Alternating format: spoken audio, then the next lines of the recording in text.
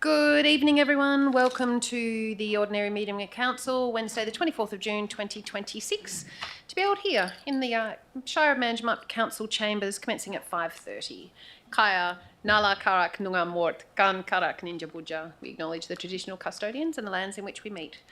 Firstly, I would like to move a procedural motion to suspend Part 8.1 in brackets 2 of the Shire of Manjimup Standing Orders Local Law 2013, in which it directs members to be in their proper places for the duration of this meeting. Is there a seconder? Councillor Myland. This is really just because Councillor Batink is all by herself on this side of the room, so I would ask if there is a councillor that would like to move to my right. Thank you, Councillor Tempera. Can we put that to the vote, please, councillors? All those in favour? I'll wait till Councillor Tempera gets to her chair. Sorry. And that's carried. Thank you. Okay, let's begin. Announcements by the President. It's with deep sadness that we acknowledge the passing of Suzanne Peat. Suzanne was a much-loved member of our community, a former Shire employee, and had recently accepted the position of councillor for the rural ward of the Shire of Manjimup. Suzanne was known for her work supporting others to build resilience and for her commitment to strengthening communities. She was deeply respected by those who knew her and was passionate about helping people and fostering positive change. On behalf of Council and the community, we extend our sincere condolences to her family, friends, and all that knew her during this very difficult time. It's been a big 2 weeks for the Shire of Manjimup. Friday the 12th of June, at the West Australian Local Government Association Local Government Awards, our CEO, Mr. Ben Rose, was awarded a Merit Award, recognising contributions of staff and councillors who have demonstrated sustained service and commitment to the sector, their organisations and the communities that they serve. We sincerely congratulate Mr. Rose on his achievement. And a mere 10 days after that, on Monday night, our Director of Infrastructure, Mrs. Catherine Mills, took home the prestigious National Award for Women in Local Government. This award highlights outstanding women who are making a positive difference to their local government and community. Please join me in congratulating both of them on their outstanding achievements. Today, we had a presentation, or I attended a presentation from DPIRD explaining the management direction of the polyphagous shot hole borer, the implications to our local government and the implications to our local government. After what was quite a robust discussion at times, we discussed the service and financial implications to our Shire should that little bug finally come our way, and the imperative need to ensure that it doesn't. This is an advocacy role that we will strongly continue to highlight for our area, as the economic implications of that bug getting down here would be quite significant.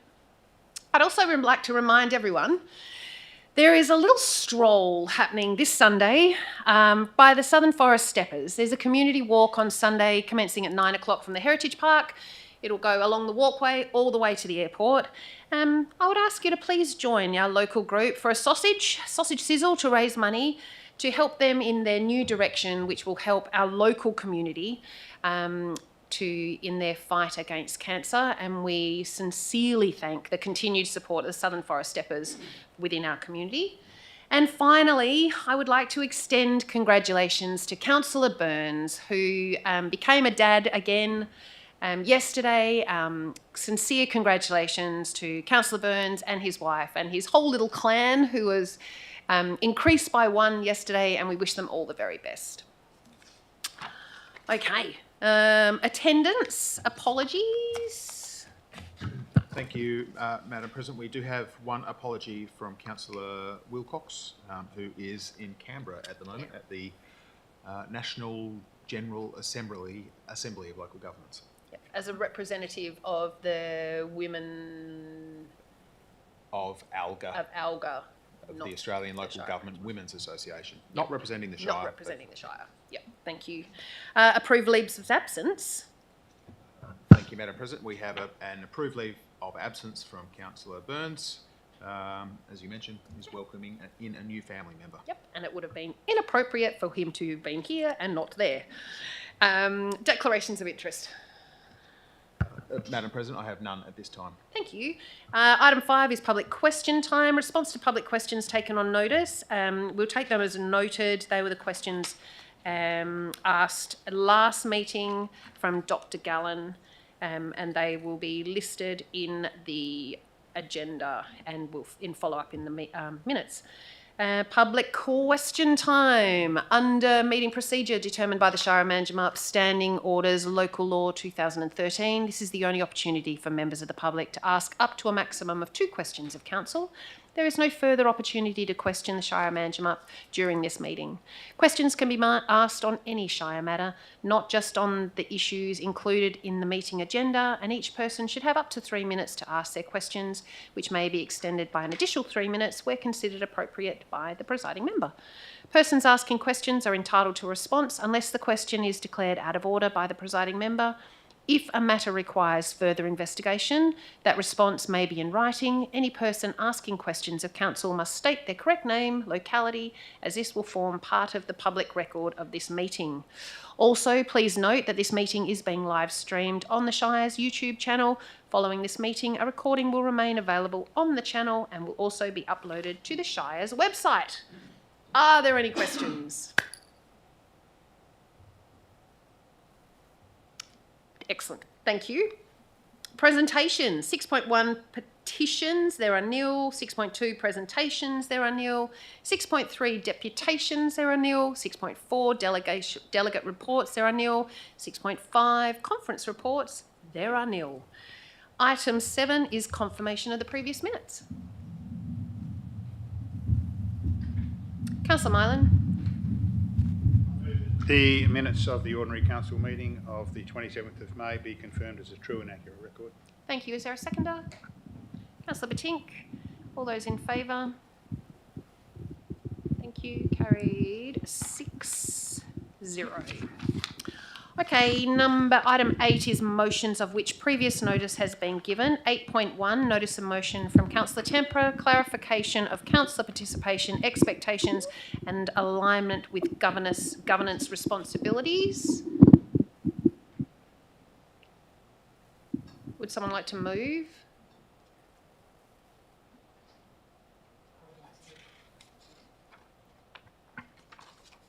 I would like to move this motion, please. Thank you. Is there a seconder?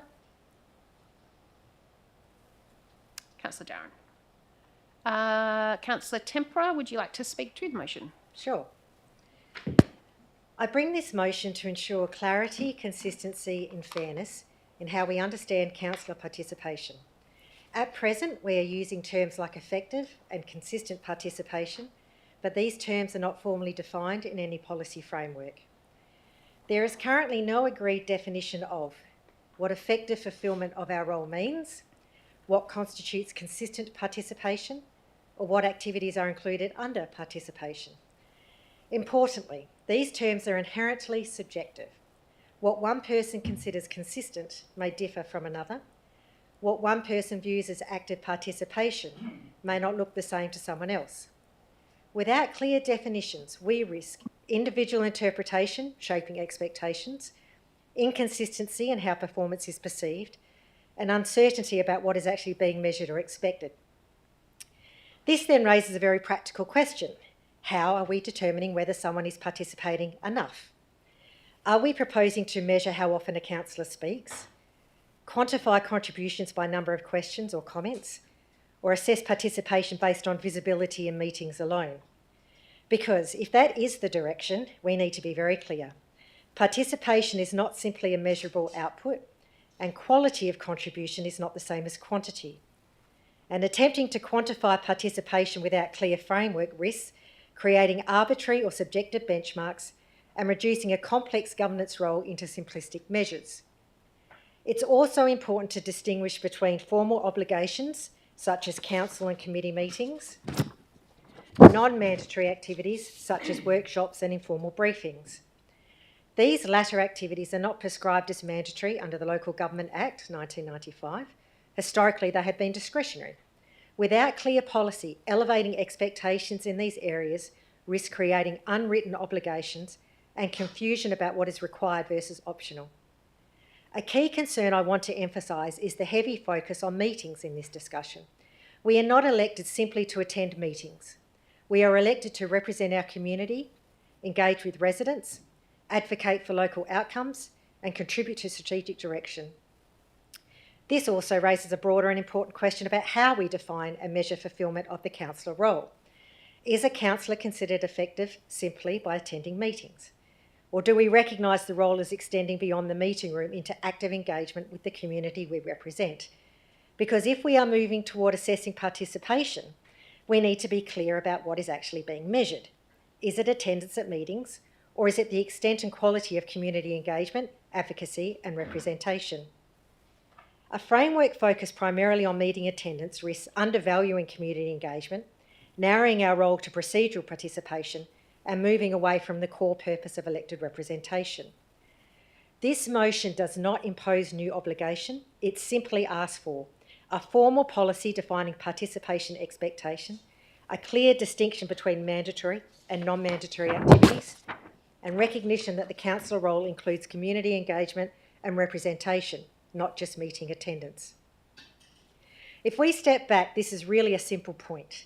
We are using words like consistent and participation as though they are objective, but they are not. They are inherently subjective, and they mean different things to different people. So the question becomes, how exactly are we measuring this? As raised in last April's discussion on community engagement, where a number of inaccurate claims were made about my own connection to the community, we need to be clear about what meaningful engagement actually looks like and how it is assessed. Because the loudest voice in the room is not the same as effective community representation. What is particularly concerning is that comments made about my alleged lack of community presence, which were incorrect, were subsequently followed by the refusal of my request to attend a set amount of meetings electronically due to work commitments, and then by a proposal requiring councillors to be physically present to participate in meetings. This sequence of events creates the impression that physical attendance is being used as a proxy for commitment and effectiveness, despite there being no basis for equating the two. Because without clear definitions, we are not applying a standard, we are applying personal interpretation, and that is not good governance. Good governance requires clarity, transparency, and fairness, not assumptions. This motion simply asks that if we are going to set expectations, they are clearly defined, consistently applied, and reflective of the full role of a councillor. This is reasonable, measured, and necessary. I commend the motion. Thank you. Councillor Darren, did you want to speak as seconder? I will. I'm going to speak as a seconder, but I am actually going to speak against the motion. I think that we are all of those things. I think we are the meetings we go to, the community advocacy that we do, the broader community engagement we do, the understanding of our roles. I think we are all of those things, and trying to capture any of that in a policy, and maybe this is just I've been here too long, but I don't think I could capture everything that I've done on council in a policy. I don't think I could capture it in a diary. It's very difficult to determine what we do and what is part of our role as business people or parents or councillors or just members of our community, because that is who we are. Our role as councillors is representative of every part of all of us, and every one of us sitting around this table represents something different, and that will always mean different things to different people. I've worked with a lot of people in this chamber who had different backgrounds to me, and I agree what was important to them was different to what was necessarily not important, but what was relevant to my skill set and my understanding and my connections. And I think that becomes very difficult to capture in a policy as to what would be required and what would not be required. I suppose the only other point I wanted to make is, although I agree with Councillor Tempera on without a framework you can't determine what is effective and what is consistent, my belief is we don't judge that. It's not my role to determine whether or not anybody else in this room is an effective councillor. That's for all the people out there that elect us. They make the measures, they make the judgments, and they determine at any point in time whether they believe that we are effective at doing our jobs, and they make that decision when they vote for us.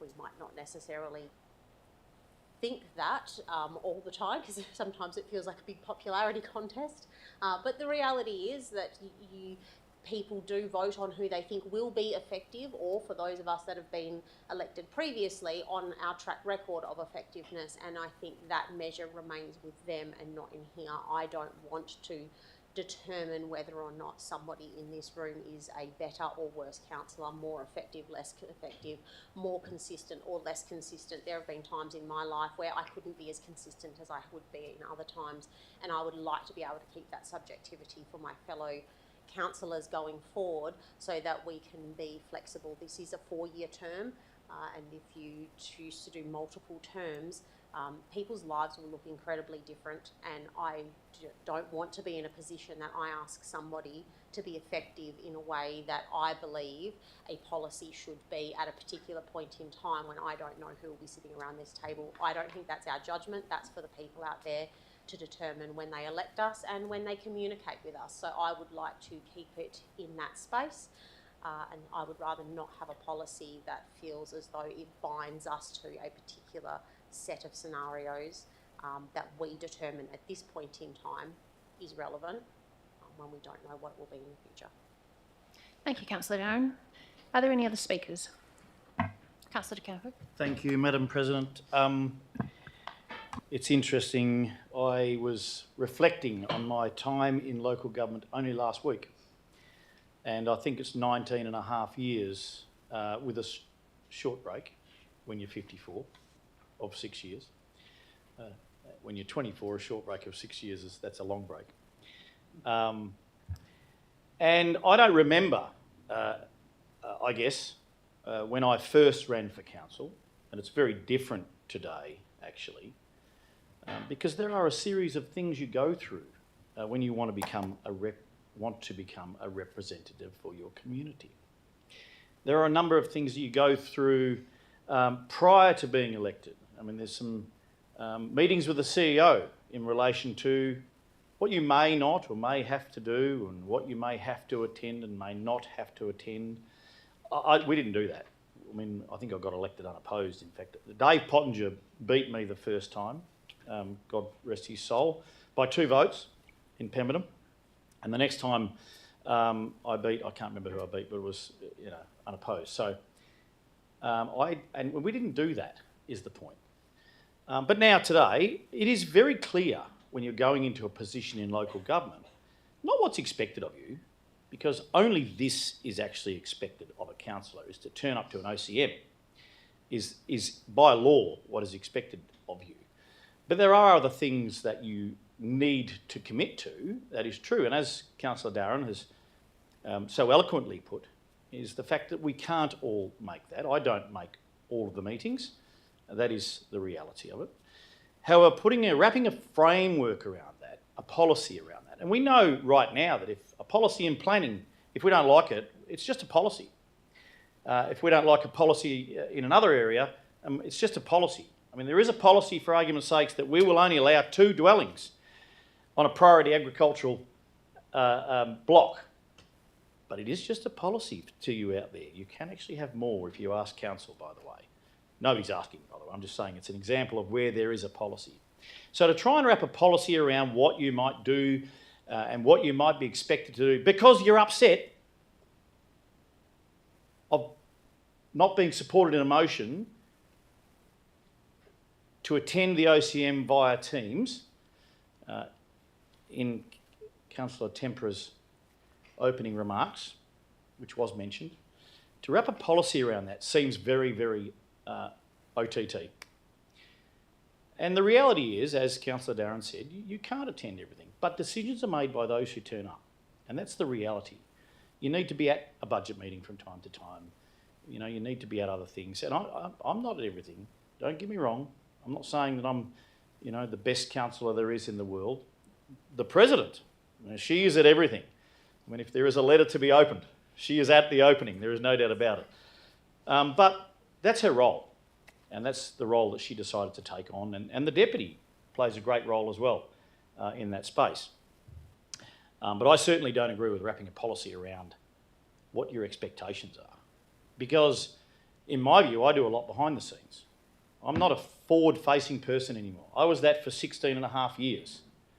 I'm not the forward-facing person that needs to be at every meeting. But can I sort your little planning issue out? Potentially. Or can, you know, something blew up in our face yesterday, which I didn't know was happening, but, you know, curbside collections in Pemberton at Browns Road, which we got another really sticky email today about. But things blow up in your face. And people's situations change. I'm very busy going forward. I won't be able to get to every OCM. That's the reality in the next 6 months. But I might only miss one. And I think today, when we used to have an OCM every 2 weeks, and then we used to have an OCM every 3 weeks, and now we only have an OCM every 4 weeks, and we only have 11 a year, I think it is, because we miss December or January, one of the two, January. So time is of a bit of value nowadays. We used to get together a lot more. That's the reality of things, and those things change over time. So I urge you not to support a policy around, for want of a better word, attendance or what's expected, because those things are already there. If you want to run, you go and sit down with the CEO and he'll say, well, there'll be budget meetings and you might have an audit committee meeting and you'll have the OCM 11 times a year, and we have a pre-meeting with concept forums the week before that, which is a day, and we'll have other meetings that you're not required to come to, and you're not expected to come to, but the participation would be great. And then when you are formally elected, and Councillor Templer would know this because she's done the training, you then do training to understand what is your responsibility. I hate more regulation than is required. I hate more policy than is needed because it creates an expectation. And unfortunately tonight we don't have a full room to debate this, but the reality is we don't want to make it more difficult for people, or seemingly more difficult for people to run for council. Councillor Templer and I were elected unopposed with nobody running against us. Luckily and thankfully there were 7, I think, in the rural ward that ran with some competition, although that didn't work out so well either, as it turns out. But we were elected unopposed. So I'm not sure wrapping a policy around attendance is going to encourage more people to run for council. And we want the best people. In fact, we don't want just the best people. We want anyone that wants to have their say to attend and turn up, because decisions are made by those who turn up. I urge you to vote this policy measure and motion down. Thank you, Councillor De Campo. Are there any other speakers? Councillor Martin. Thanks, Madam President. Yeah, I'd like to speak against the motion as well, for many of the reasons that have already been outlined. However, I just wanted to go to, I don't think we need a policy. We've had enough training, and I think the expectations are broad and varied. However, I just wanted to go to some of the comments that Councillor Templer made about perhaps some character traits which may have been imputed to her via the debate that happened about her request, really, to attend the council meeting by online. And so I do think that that's something that we probably strayed into, and I really think that it doesn't. This issue is really about, the issue we were really debating is whether or not you can attend a meeting online. Not really whether you've attended enough things, whether you're a good enough councillor, whether you represent people, all of that stuff. And so perhaps I believe that from my recollection of the debate, that we did probably stray away from what the actual context of the actual motion was that we were could address. So I just wanted to acknowledge that to Councillor Temper. Thank you, Councillor Marlin. Are there any other speakers? Councillor Bating. Yeah, I'd like to speak against the motion for a lot of the reasons that people have mentioned. And also, once you've got a policy, what if there's a breach of policy? Then we are in the position of judging each other again, and I don't think that is a good way to go. I think we're all very well aware of our responsibilities and things that we're trying to achieve in the community, but we all have busy lives, families, and things happen. So I think it has to have some flexibility there. If you take the flexibility out of it, yes, it'll suit less people, and we need to get people encouraged to come in and be councillors and represent their community. Thank you. Thank you, Councillor Bating. I concur with all of the councillors. It is an honour and a privilege to be a councillor. Our participation as councillors, the level of participation, it's judged every 4 years by an election. Whether you put in the amount of time, whether it is judged by your community, if you've put in the time and the effort, that is when we are judged. There are different levels, and we see them as different levels. I do like to go to the opening of an envelope, thank you, Councillor De Campo, and that is my role as Shire President, is to make sure that I am at the opening, and as Deputy steps in when I can't. We all have different levels of what this role expects of us, but ultimately, as Councillor Darren said, that is judged every 4 years, whether or not you have put the effort in and whether you truly represent your community. So I will also not be supporting this motion. Councillor Tempera, would you like to close the debate? Thank you, and thank you, Councillor Marlin, for recognition of how the conversation did stray off topic as well. I certainly take all of your points on board and believe that some of your points actually reinforce the need for this motion. So, like Councillor De Campo said, a lot of these things are already happening. Fine, let's document them. That's good governance. Not, oh, when you join, you'll sit with the CEO and then this will happen and this will happen. It's just formalising it, so that when somebody puts their hand up to run for council, and by the way, I never had a meeting with the CEO to know what was coming up as well, and I am fully aware of everything that goes on. To Councillor Darren's point, I'm not asking for KPIs. I'm not asking for a checklist of how many things you've attended this month. I know that we're all busy. I know that we all can't make the OCMs. I'm fully aware of that. But what we do need in terms of governance is a document that says, this is what you can expect. Thank you. Okay, councillors, can we please put that notice of motion, or the motion to vote, please? All those in favour? And against? Lost 1-5. Thank you. Okay, 8.2, notice of motion. Councillor Tempera, improving accessibility and inclusion across all Shire committees and community groups. I move the motion. I'd like to move that motion, please. Thank you. Is there a seconder? Councillor Darren. Councillor Tempera, would you like to speak to the motion? I'd actually like to make an amendment to the motion, if Thank that's you. okay. Everyone has a copy of the amended motion.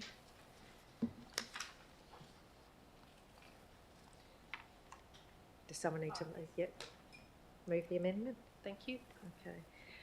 Madam President, I move an amendment to refine and narrow the scope of the proposed review. This amendment does not change the intent of the motion. It strengthens it by ensuring the review is clearly targeted, achievable and focused on outcomes. As currently worded, the scope of the review is quite broad and may be difficult to deliver in a practical timeframe. Without clear boundaries, there is a risk the review becomes too diffuse and less effective. This amendment provides greater clarity by focusing the review specifically on community engagement processes, application and nomination mechanisms, and public-facing feedback pathways. Importantly, it keeps the emphasis on identifying and removing barriers to participation for people with disability, which is the core purpose of this motion. It also strengthens the reporting requirements so that Council receives clear priorities, practical actions and recommendations that can be implemented. This ensures the review is deliverable for administration and provides Council with actionable outcomes to inform improvements to the Access and Inclusion Plan. I commend the amendment to Council. Councillor Darren, did you want to speak to, or speak? As seconder, would you like to speak? Yes, I'm going to say I'm cautiously supporting this motion. I say cautiously only because, yes, these things can quite quickly get out of hand when we talk about reviews, and I wasn't going to support the motion when it was broader, just because some of the questions that were raised I hadn't even thought of last week, but we did get some clarification around that, and the amendment certainly brings the focus more narrow down to just the Shire organised committees. And I think this is a really good reflection of what happens when you bring new eyes into council. I've been on council now this is nearly the end of my second term, and I have lived experience with disability. My dad was in a wheelchair, and I didn't pick up on this when we reviewed this policy the last time around how accessing some of those council committees might be restricted unintentionally. So I think it's a really good reflection when people come in and going through the process of our new district committees, that somebody with a fresh set of eyes was able to say, hang on a minute, were there unintended barriers that meant people weren't able to put their hand up for this and ensure that we do have broad representation?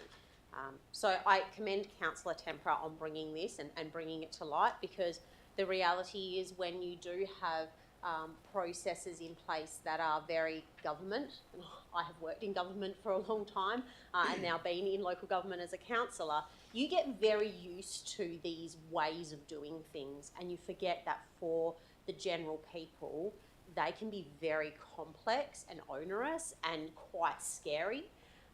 And what that means is people won't engage.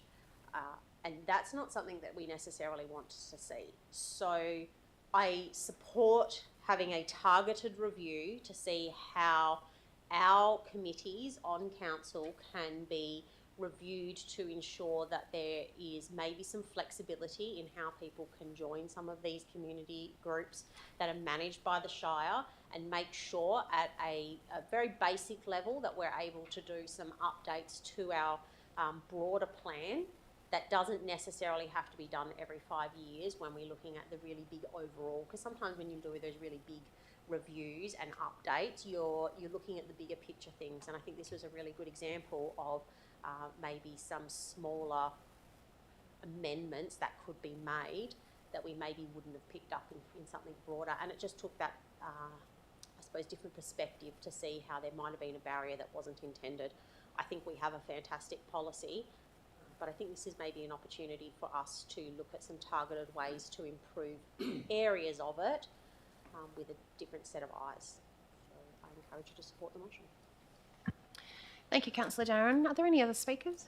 Councillor De Campo. Thank you, Madam President. I'd like to speak against the motion, and I do so with some trepidation, and there is always a risk when you're speaking against something involving people with disabilities. However, there are a number of things in this even amended motion, to me, that have potential consequences and impacts, significant impacts on the organisation and its budget going forward. The reality is, I think we have a review process for our policy right now, so this could have easily have been just done as a part of that rather than as a special motion, and it has been wound back, I've got to say, from the all-encompassing $100,000 consultation, potential consultation item that's in the budget to this. However, when you read words like it affirms the legislative obligations under the Disability Services Act of 1993 of Western Australia to ensure people with disability have the ability to have civic participation. Now, how do we do that practically? How do we do that practically? There's always a budget that follow the money. Now the reality is, I mean, I love going to, and I didn't go last year. We went the year before. I'll be going this year to, and I can't think of it. Enable is the ball. I think people with disabilities today and again I go back to the time I've had in local government, people with disabilities today have more access than they have ever had. They have more support they have ever had. I think it is interesting that in the national debate, and I think the Greens have got some concessions in relation to NDIS, NDIS is roaring towards being bigger than Medicare right now, and that is taking care of people with disabilities. What struck me when I went to the ball a couple of years ago was that, you know, each person had a carer if they needed a carer. Now, if they want to participate, we can't force people to participate in things they don't want to through a better policy. There are another number of other things within this reviewed policy. Recognises that the current processes for nominating, applying, participating in Shire committees and community groups may present unintended barriers, like transport and accommodation. Does that mean, if we review the policy and say, we will provide transport and accommodation for you if you have a proven disability, what does that mean? Where does that leave us in relation to the cost? Or, for argument's sakes, request this review be informed by consultation with local residents with disability. How do we do that? Do we have a register of people with disabilities? Do we go door to door and ask, do you have a disability? Because we want to. This is forcing people with disabilities to be a part of a review of the policy. The reality is we have a good policy, and I believe we are meeting our obligations under the legislation. Now, if somebody had to come to this chamber and said, I would like to bring a motion to upgrade and update all of our disability parking bays, which we all know some of them are substandard and don't encourage people with disabilities into the streets, it's very difficult, I would have supported that. It's practical. It's a great measure. We've done a number of them. We have a long way to go. I would have said, if we'd like to put another $100,000 to paths to increase accessibility for people with disabilities, I would have said not a problem. But the reality is, the way this reads, there are a number of things in there that may cost this local government quite a lot of money in the future. Like words like operational improvements. How do we have operational improvements out of a policy review for people with disabilities? I'm not sure. And does that mean? You've always got to look at the text and where it might lead you in the future. Does that mean that, you know, we must have a certain amount of people with disabilities? Diversity, equity and inclusion has nearly run its race, I think. And I understand if somebody with a disability is the best person for the job, I'm sure our CEO would employ them. In fact, if they were going to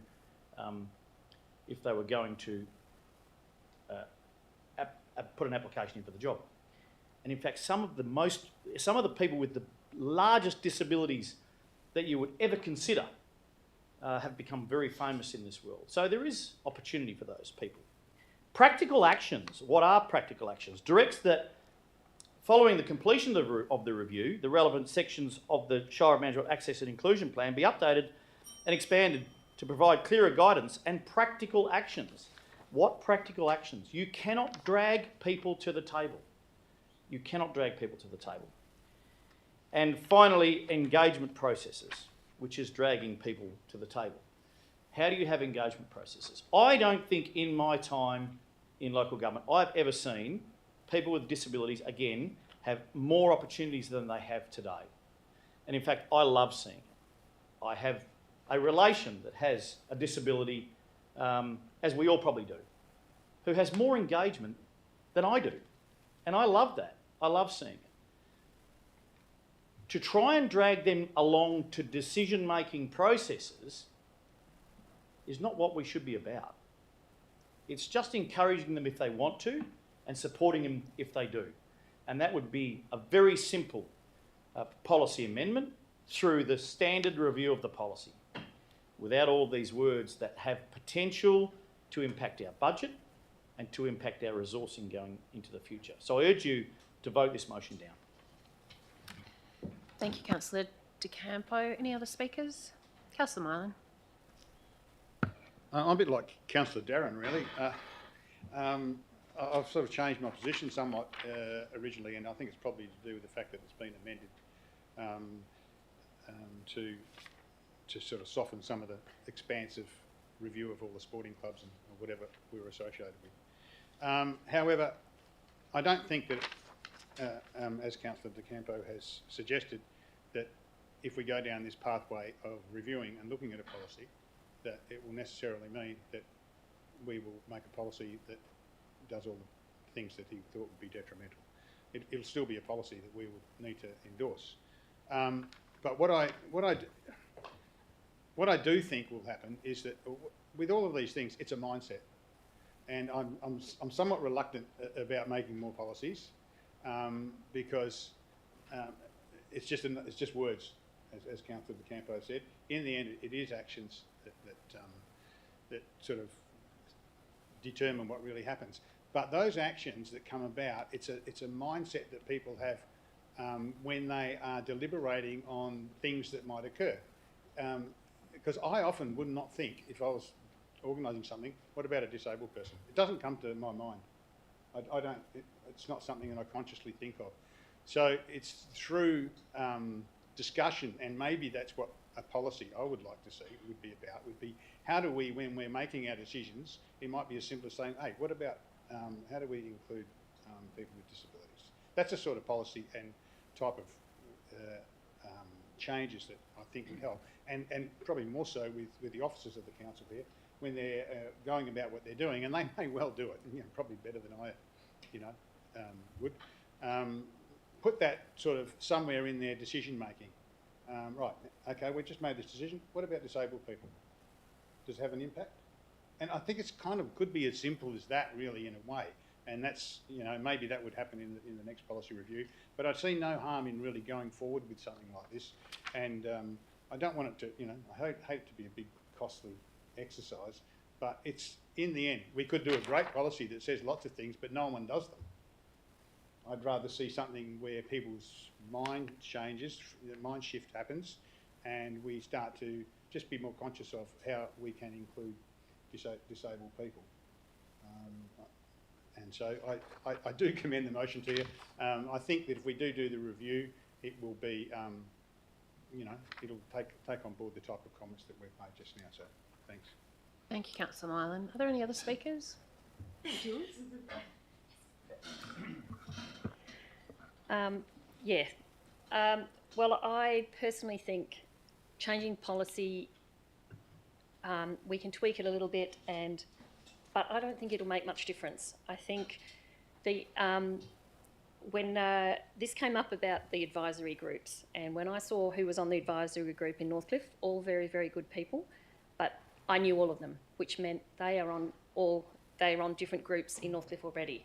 I was hoping to see someone that I didn't know who might have something to say about Northcliffe. So trying to get those people onto committees who haven't been on one or haven't had experience of it, it's kind of the leaders, it's our job in the community to suggest to those people that they would be good on that committee, encourage them, support them, like Councillor De Campo said.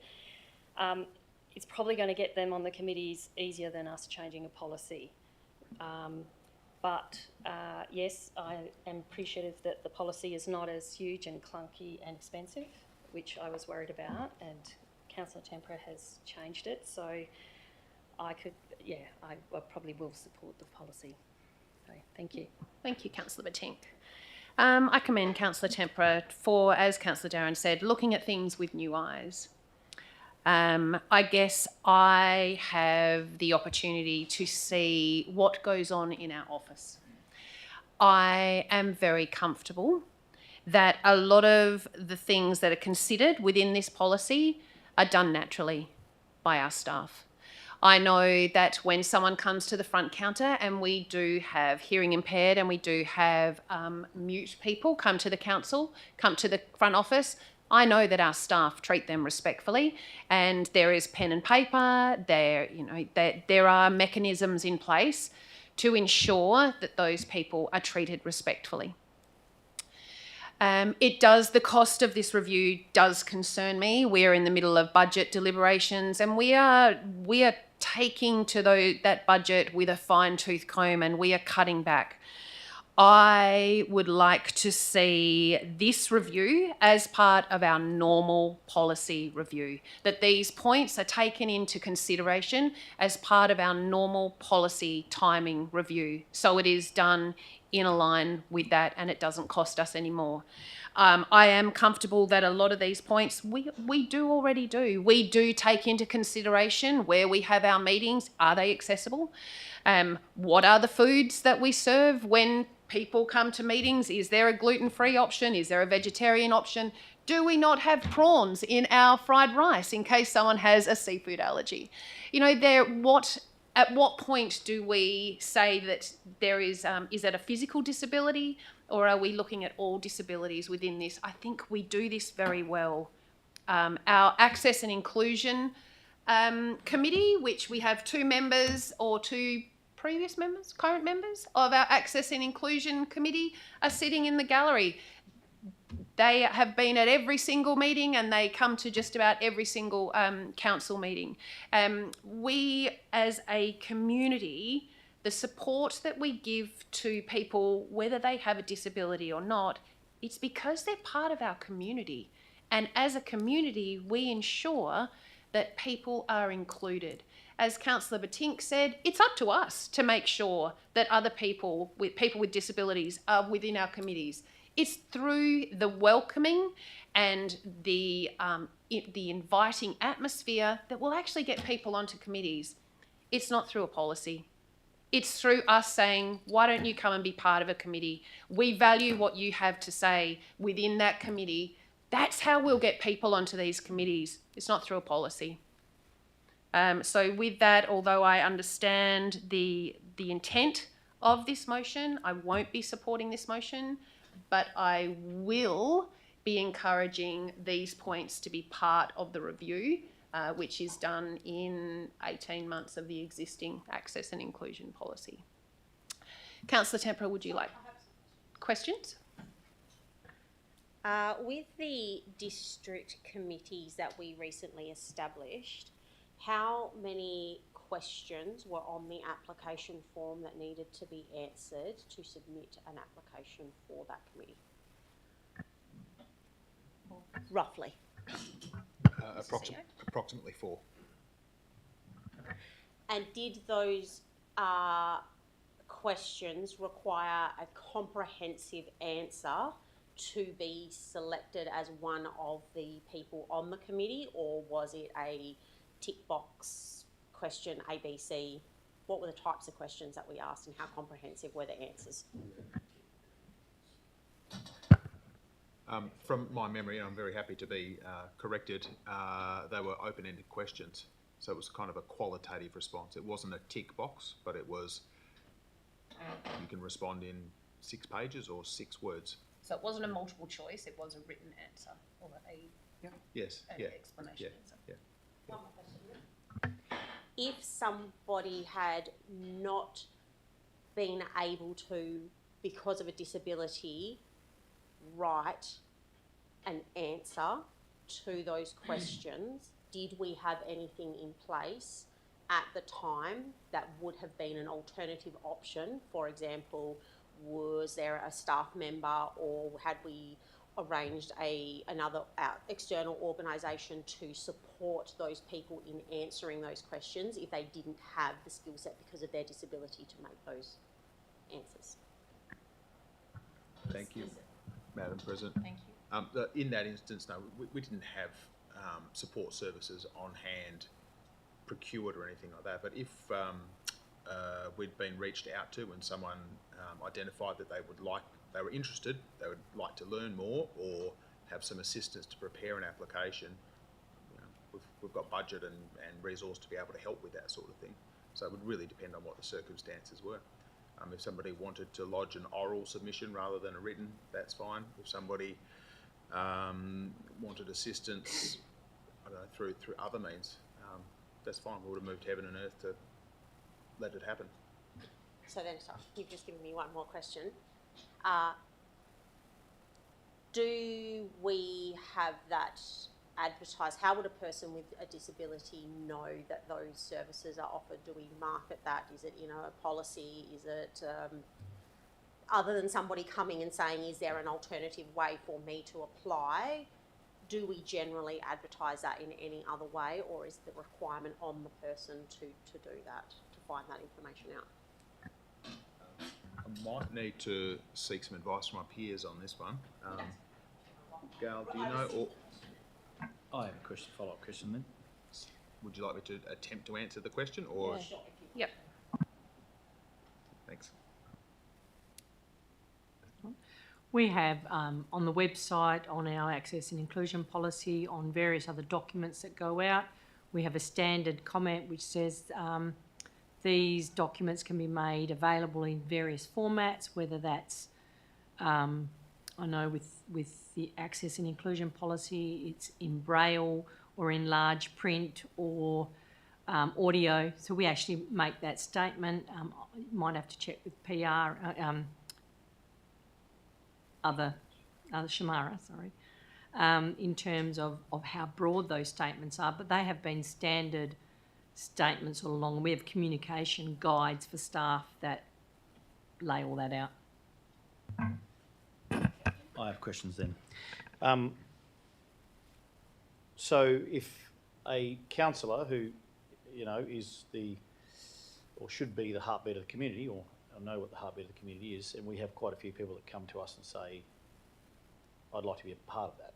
So if a councillor came to you, Mr. CEO, and said, look, I know this person, they're not comfortable filling out the application, in fact they can't, would you be able to facilitate a meeting, a phone call by either you or your peers in relation to somebody applying for a position on that committee?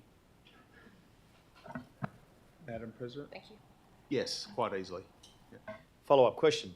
Do we have any complaints from any member of the community, in writing or verbally, where they felt they were excluded from being a part of that committee because of the application process, or did they feel that they were excluded from that committee and the application process because they have a disability?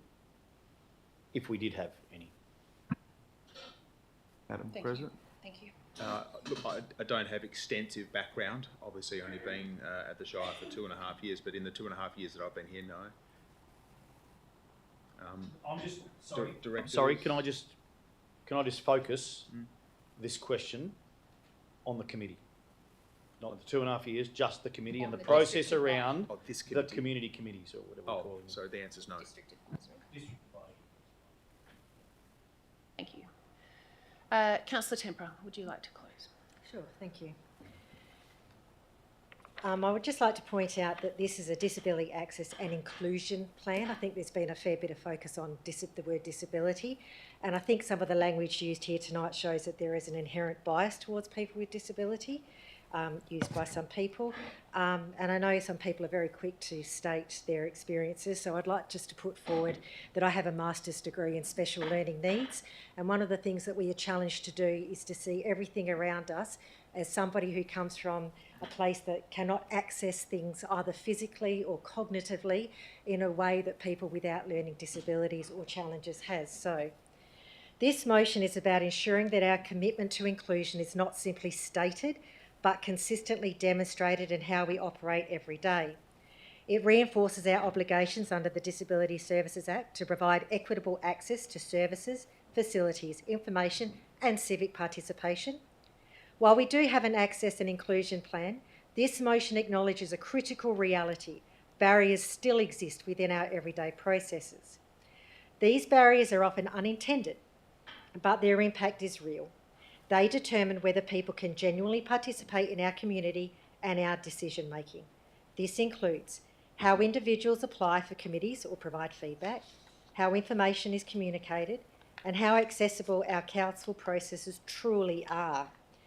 Importantly, we must recognise that certain challenges people have are not always visible.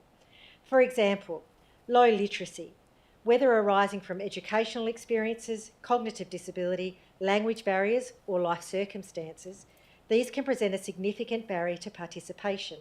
And yet these are the very voices we most often need to hear. Current estimates suggest that around 10% of the population has dyslexia, a condition that affects reading and writing and can make engaging with written information challenging. Applied to the Shire of Manjimup, this equates to approximately 900 people who may experience dyslexia or related literacy processing difficulties. This is not an abstract figure, it represents a substantial portion of our community.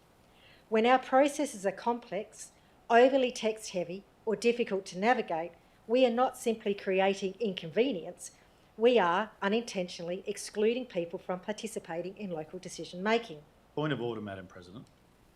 Councillor Is De the Campo. closure of debate specifically does the closure of debate specifically revolve around what was in the debate? Because this is... New information being introduced into the debate. Well, then I will skip to my closing argument then, Councillor De you. Campo. Okay. This motion strengthens the process. It ensures that the actions we prioritise and fund are grounded in a clear understanding of real lived barriers. Without that insight, we risk investing in measures that do not fully address the challenges people actually face. It actually also reflects good governance and good financial management.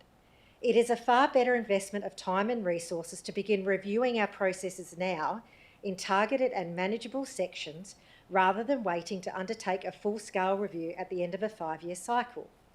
A staged, proactive approach allows us to identify and address issues earlier, spread costs more effectively over time, and implement improvements as we go, rather than facing a large, resource-intensive review later. This is not duplication, it is smart, efficient and responsible planning. This motion takes a practical and structured approach. It calls for a targeted review of Shire processes and documentation with a clear focus on accessibility and inclusion. It will provide Council with a clear identification of barriers, an understanding of where gaps exist, and practical, realistic opportunities for improvement. Importantly, this includes barriers identified through lived experiencing, ensuring that we are capturing real issues, not just assumptions. Point of order, Madam President. From this, we strengthen our access and inclusion plan so it is not simply aspirational, but clear, measurable and actionable. This is about good governance. It is about fairness and it is about integrity, ensuring that when we say our processes are open to the community, we mean all of the community. It ensures we are not waiting for a legislative checkpoint, but taking responsibility now to remove barriers and improve participation. This is how we move from compliance to genuine inclusion. I commend the motion to Council. Thank you, Councillor Tempera. Can we put the amended motion to the amendment to the motion to the vote, please? All those in favour and against is lost to 4, which means that we go back to the original motion. Would someone like to move? No, we've got the mover, which is Councillor Tempera. Councillor Tempera, would you like to speak to the original motion? Oh, Sorry, Madam no, sorry. She's spoken to the original or to the Oh, amendment. by the amendment. Yeah, so we're into debate and Councillor Temple can then close debate. Right, so Councillor Darren, would you like to speak? Are there any other speakers? Councillor Tempera, would you like to close?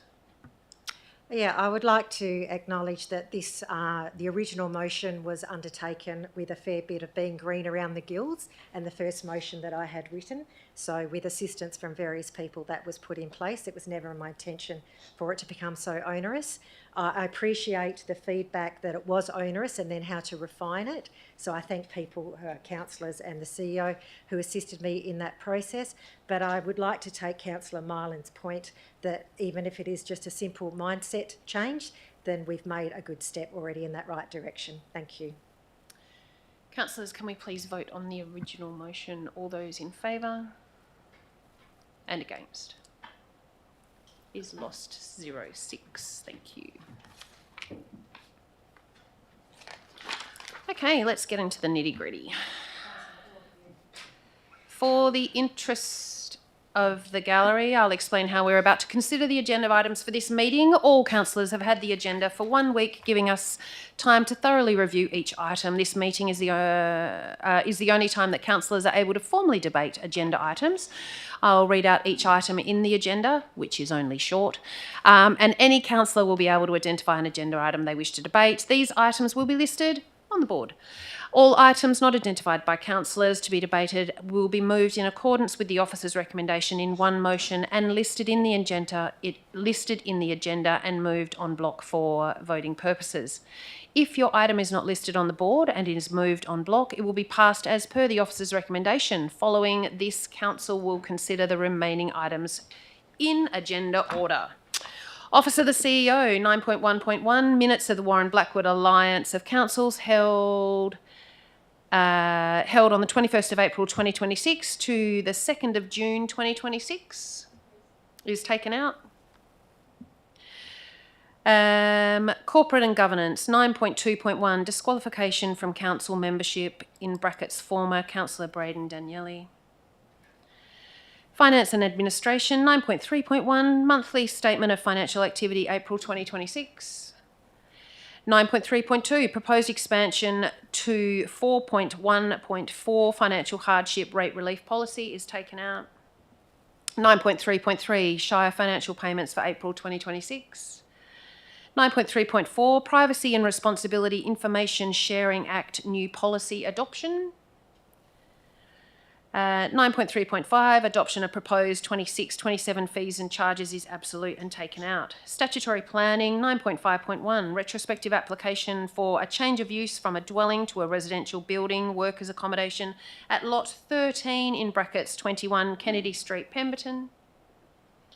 9.5.2, request for a fee waiver for an application for a retrospective planning approval for animal establishment in brackets breeding at lot 50 in brackets 209 Black Georges Road, Middlesex is absolute and taken out. 9.5.3, proposed use of not listed frost fan at 9533 in brackets 924 7 Day Road, Glenorran is taken out. 9.5.4, delegated planning decisions for May 2026.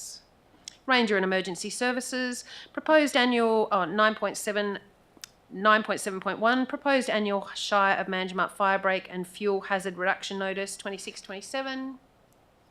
Technical Services, 9.12.1, proposed review of policies, 9.1.2, land resumption, and 9.1.18, Manjimup airfield, airside policy, airside access policy. 9.12.2, panel evaluation and recommendation outcomes of community bus expression of interest. Works, 9.13.1, 2026 fuel security crisis impacts on the Shire of Manjimup. 9.13.2, proposed closure and amalgamation of unconstructed road isolated parcel in the vicinity of Perrott Road and Balbarrup is taken out. 9.13.3, proposed revocation and management order of reserve 4501 lot 12817 Balbarrup Road Dingup is taken out. 9.13.4, bridge number 8033 Southwestern Highway timber gantry update, actions and recommendations. Parks and Gardens, 9.14.1, reallocation of funds from the Main Street upgrade works to drought-proofing Northcliffe Recreation Grounds is absolute and taken out. Advisory committees, 9.16.1, unconfirmed minutes of the Pemberton District Community Advisory Group held on the 14th of May 2026. 9.13.4, bridge. 9.13.4, got that one? Thank you. 9.16.2, unconfirmed minutes of the Bushfire Advisory Committee BFAC meeting held on the 4th of June 2026. And finally, 9.16.3, appointment of the independent members to the Audit and Risk Management Advisory Committee is absolute and taken out. Would someone like to adopt those recommendations, please?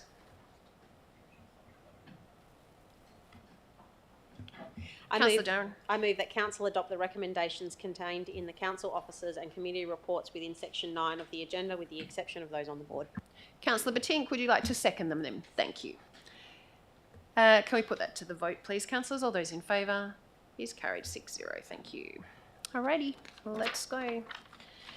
9.1.1 Minutes of the Warren Blackwood Alliance of Council meeting held on the 21st of April 2026 and the 2nd of June 2026. Councillor Darren. I'd like to move an amended motion that Council 1 note the minutes of the Warren Blackwood Alliance of Councils meetings held on the 21st of April 2026 and the 2nd of June 2026 as shown at attachment 9.9.1 in brackets 1 and attachment 9.1.1 in brackets 2. And point 2, request the CEO arrange a workshop to discuss the form, function and financing of the Warren Blackwood Alliance of Councils in respect to the Shire of Manjimup. Thank you, Councillor Darren. Is there a seconder? Councillor De Campo. Councillor Darren? Yes, I would like to have this discussion. The Warren Blackwood Alliance of Councils has been a very important group for this Shire for, I believe, a couple of decades now. But I do believe that it is time for us to have a look at what that structure looks like, our role in it, the financing of it, the future direction. I know that that is a conversation happening within the Alliance of Councils itself, but we are a member of the Alliance of Councils, and if we're not having that conversation in this room first before it's being had in that room, that would seem a little bit, I don't know, chicken, egg, which one comes first. So I would like us to have that conversation and have a position of this council moving forward before that conversation happens more broadly with the other shires, and look at what it means for us as a Shire of Manjimup in this instance in isolation before we look at it at a collective level and see whether or not the current structure of the Warren Blackwood Alliance of Councils is still aligned with what we need it to be, given a range of changes over the last 2 decades. Thank you, Councillor Darren. Councillor De Campo. Thank you, Madam President. I concur with Councillor Darren. I'll be a little stronger, though, in my comments. I think that the Alliance of Councils in the Warren Blackwood has run its race, in fact. I think that when you look at the amount of bodies that we're involved with, and I know that last Friday you were at a zone meeting of the local governments, and then there are, metropolitan meetings of local governments that you're a part of, and how much advocacy can we have? My thing is that we are pumping so much money into this thing as the largest contributor to the Alliance, and I don't think we're getting that value for that money anymore. Now, some might argue that the FPC decision... Point of order. Madam President, if I may, suggest that the motion on the books is to whether or not we should have accept the minutes or have a request the CEO to conduct a workshop with us. And we're not talking about whether we should have a workshop here. We're debating. We're doing the workshop. Well, that's an interesting one you've got to decide, because you didn't let the last point of order go through. So, Not the first one, I didn't. I do agree with Councillor Mylan. I think this discussion is part of the workshop that is proposed by Councillor Darren. I do understand that you are expressing why we should have the workshop, but it is maybe something that we could have within the workshop. so you don't want it publicly displayed for our ratepayers to understand why we're doing it, Madam President? I think we need to... Is that where we're going with this? We want to keep it within the four walls? Not at all, Councillor De Campo, but I do think that it needs to be a discussion. I do think that it needs to be a discussion of the council. The point of order that I had with Councillor Tempera was allowed to go through when she closed her debate with no actual information that was relevant to the final debate. So I object to the point of order being as it dealt with as it is. Thank you. Are there any other speakers? Councillor Darren, did you want to close? Happy with that? Thank you. Can we put that to the vote, please, councillors? All those in favour? It's carried 6-0. Thank you. And we look forward to that discussion as part of the workshop.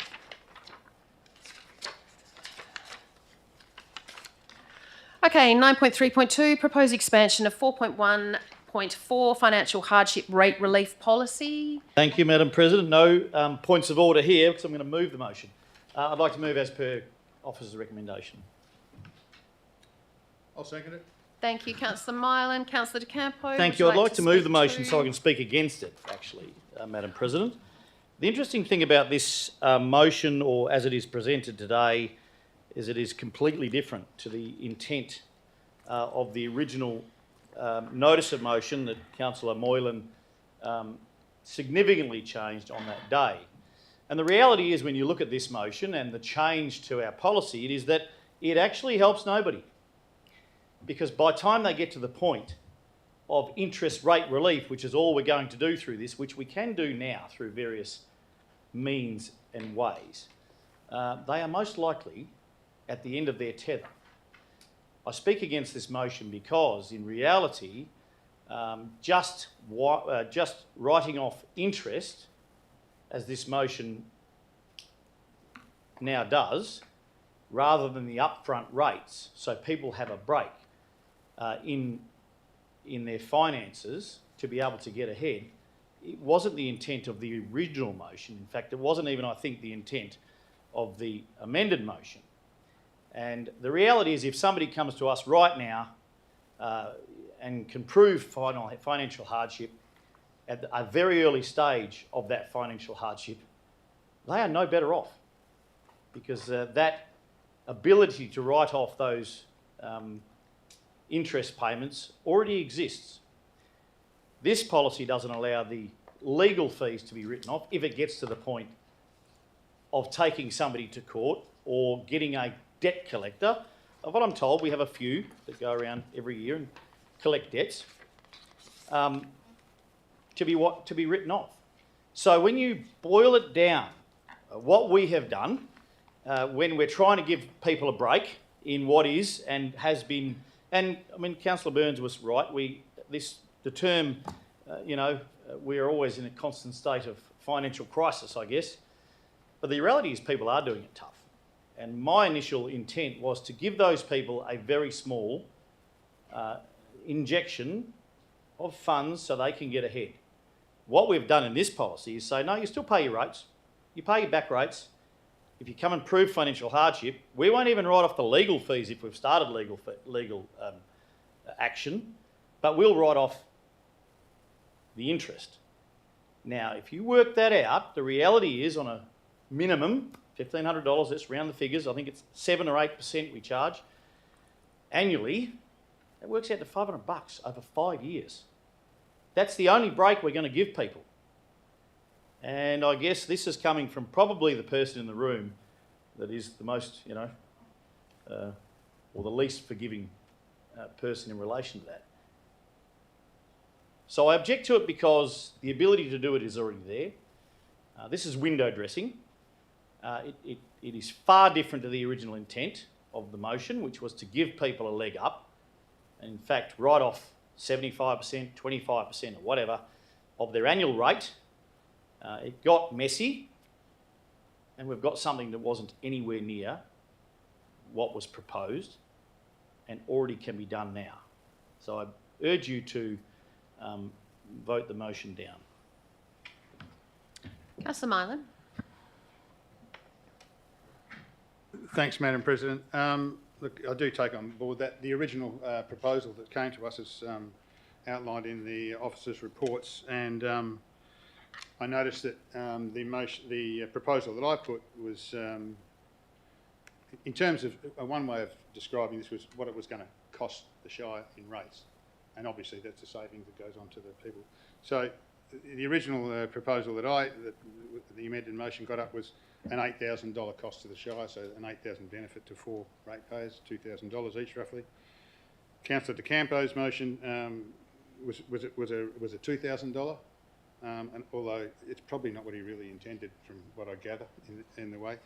And Mr Rasmussen's original proposal was to write off those rates, which was $24,700, and for 4 ratepayers, which was $6,000. However, when the officers have done the work and what it actually looks like, apart from Mr Rasmussen's proposal, the cost of in my one of $321 a fortnight is, people are suffering hardship. They can't afford $321 a fortnight. Councillor De Campo's was slightly more than that, and obviously when we went down to Mr Rasmussen's, it was $162, but it was a big cost to the Shire, and for the reasons that were outlined in when we had that debate, we were unsure about, the extent of how this would work. Now, I'm very sympathetic to the people that have trouble paying their rates. However, I'm got some confidence in just talking about the amount of people that we've had to sort of not foreclose, or what do we call it, force sales of houses is very minimal, and hardly anyone can remember any of them. So I think the proposal that we've got now allows for some leniency. It is writing off the interest, and it does also allow us as a council, should extenuating circumstances come to our attention, that we would be able to consider that on its merits, as we will be doing tonight in a later motion. So I commend the motion as we've got it now. I don't think it's actually perfect, but I think I'd rather go with this for now, and maybe this will be revisited as time proceeds. Thank you. Thank you, Councillor Mylan. Are there any other speakers? Question, Councillor Darren? It's only just occurred to me. So, was the interpretation of the motion from the 29th of April that the suggested policies either by Councillor Mylan or Councillor De Campo replaced the existing policy, and that's what the calculations have been done on? Or was it that would be in addition to the current policy where the ability to pay over 4 years would still be in place? Mr CEO. Thanks, Madam President. Might defer to the Director of Business to assist with that one. So the interpretation was that both would be available, that some people would require a longer term payment scenario. Certainly when viewing the two scenarios from both councillors, one of the key elements in there was that it was within a 12-month period. So the interpretation was that the debt would be cleared within 12 months if the person participated in a payment plan for a 12-month period without failure. Thank you, Councillor Darren. I am also happy to revisit this at some point in the future, because having come to that realisation, there is a possibility that we could combine these two things and not have it over a 12-month period, which I think would be an even better solution than what we've got now. So maybe we come back and have a conversation about this. As it stands, though, with the motion that we have, I am going to support it, and I would encourage councillors to support it, based on the fortnightly payments. I actually don't have an issue with writing off rates. We gave a 33% discount to people who have Donnelly huts down there just because they asked for it. That's okay. That's perfectly fine. It's not a criticism of that. It's just saying we have that capability and we've already exercised that within this chamber, and I think that if we are considering writing off rates or reducing rates for hardship, I don't have a problem with that. The scope of that, absolutely, we need to have a conversation about. We need to work out to what extent we're willing to write off rates.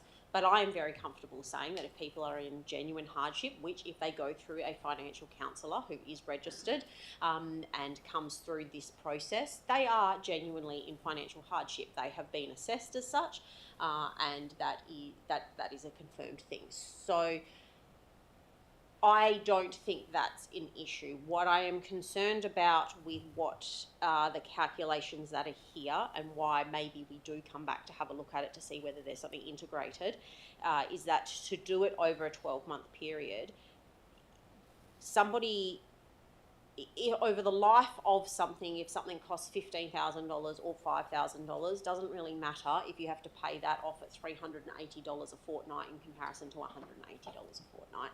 The simple fact is people aren't in financial hardship when they look at the big picture over a long period of time. They're in a financial hardship this pay period. It's what comes out of that money. And I've been in that position. I was a single mum. I had a huge mortgage and a pay that, look, it paid the mortgage, but the spreadsheets that I had was absolutely ridiculous of how I managed that money. I was insanely lucky that I had that skill set. I had the ability to budget. I had the understanding of finances. I had a background in banking. I knew who I could ask to support me. I understood the HUGS program. I knew where to go. I recognise most people do not have that skill set. And if you are living pay to pay, coming up with $180 or $370 is a very, very big difference. So in that instance, I support this motion because I think it does improve our policy. We have an existing policy writing off the interest, although it's not a huge fundamental shift. I think it is an improvement on our policy, and maybe back to our previous discussion about policies, is that you can tweak policies in between reviews and make slight improvements to them for the betterment, simply because you identify that there's an opportunity to do so. I think this is a good one.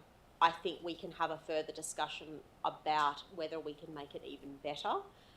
But for now, with what is presented, I think this is a good option going forward. And certainly if we wanted to look at how we could make it better with the potential of write-off within the scope of what we are comfortable doing, that is maybe another discussion, but that's not what was presented as the motions at the time.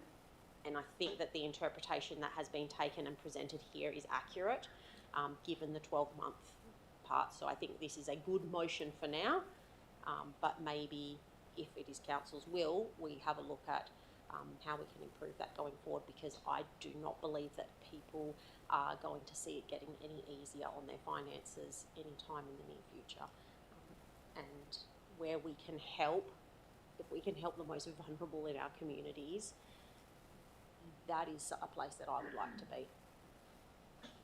Thank you, Councillor Darren. Are there any other speakers? I would concur with Councillor Darren. I think this is not going to be the end of this conversation. I will support this motion as it is. What I would like to stress is communication is the key here. It was brought to us today as part of a discussion that if anyone is finding it difficult to pay their rates, come and have the conversation. There is flexibility. There are ways that we can work around things. Come and have the conversation. That is the key here. We are here to represent the just under 10,000 people within our Shire. I 100% concur with Councillor Darren. Things are not going to get easier for a percentage of our community. We are here to help, but we need you to come to us before it gets to a crisis situation. There is a very good policy in place that without an interest-free payments, that communication is a key here, and early communication is a key here. Councillor De Campo, would you like to close? You good? Okay, thank you. Can we put this to the vote, please, councillors? All those in favour? And against? Carried 5-1. Thank you. Okay.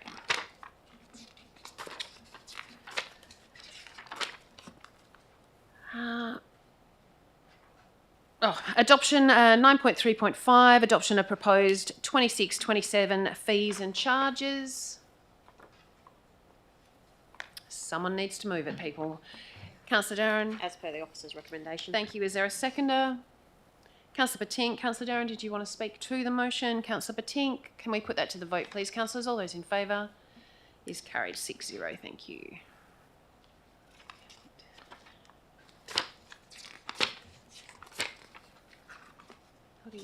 Yep.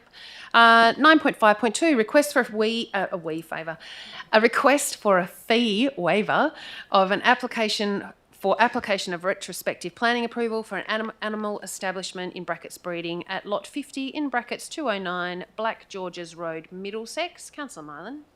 Thanks, Madam President. I'd like to move an amendment to the original officer's recommendation. And that is that Council resolves to waive the penalty fees of $590 and any public advertising costs associated with the retrospective application for planning approval for the animal establishment breeding on lot 50, 209 Black Georges Road, and impose the standard development application fee of $295 for a change of use as adopted by the Shire of Manjimup fees and charges.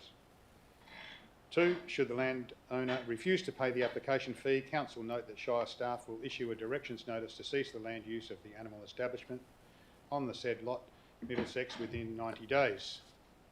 And point 3, should the landowner pay the required application fee, the Council authorise the Chief Executive Officer to determine the application for retrospective approval for an animal establishment at lot 50, 209 Black Georges Road, Middlesex, despite any objections that may be received following the close of advertising and subject to the standard conditions of approval. Seconded. Councillor De Campo. Councillor Myland, would you like to speak to the I motion? would like to speak to this.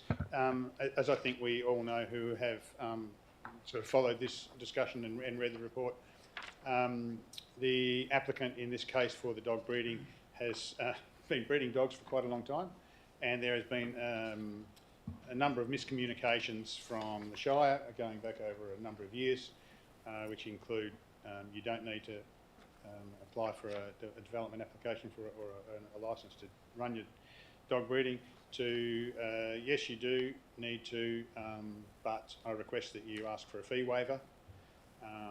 And there has been some dilly-dallying in the last 4 or 5 years until this matter has sort of come to head with another planning application that's sort of hit the table.